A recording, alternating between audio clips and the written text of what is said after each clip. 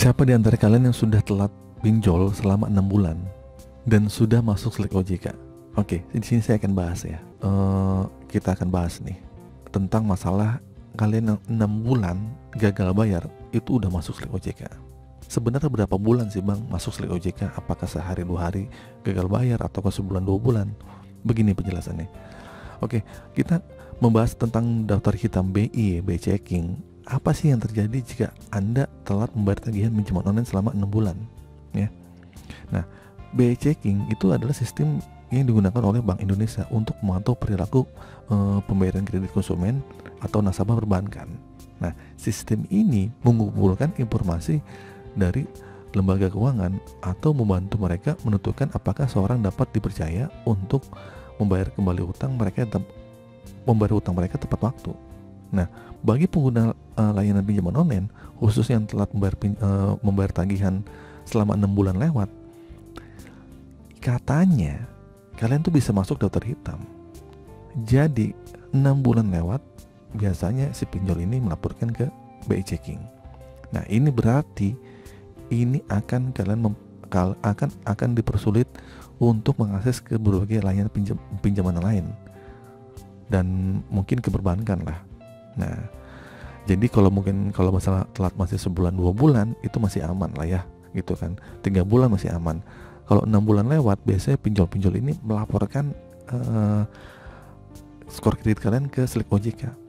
Oke, jadi gitu teman-teman ya. Terus apa sih yang harus dilakukan jika kita sudah terdaftar di BI checking nih, gitu kan, atau daftar hitam?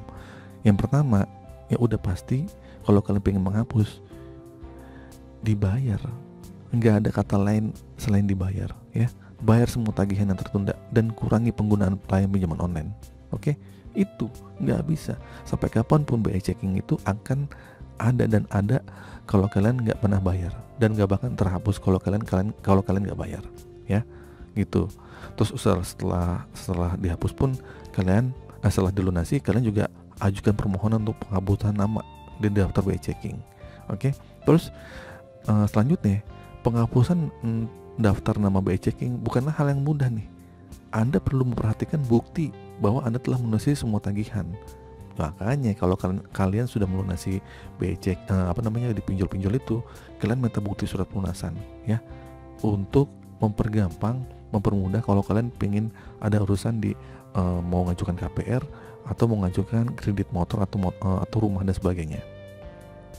Nah, jadi kesimpulannya, jika Anda telah membayar tagihan pinjaman online selama 6 bulan atau lebih, beberapa pinjol yang bekerja sama dengan bank itu dapat memasukkan Anda ke daftar BI checking ya. Namun ini dapat diperbaiki situasinya kalau kalian membayar tagihan yang tertunda itu, gitu kan. Oke.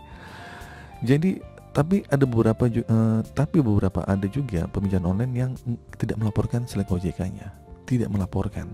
Tapi dia punya beberapa pinjol atau fintech punya FDC atau fintech data center, atau yang disingkat dengan pusat data fintech lending. Jadi beberapa nasabah-nasabah yang gagal bayar itu datanya terkumpulkan di situ, di database itu. Jadi kalau kalian minjol lagi itu nggak bisa.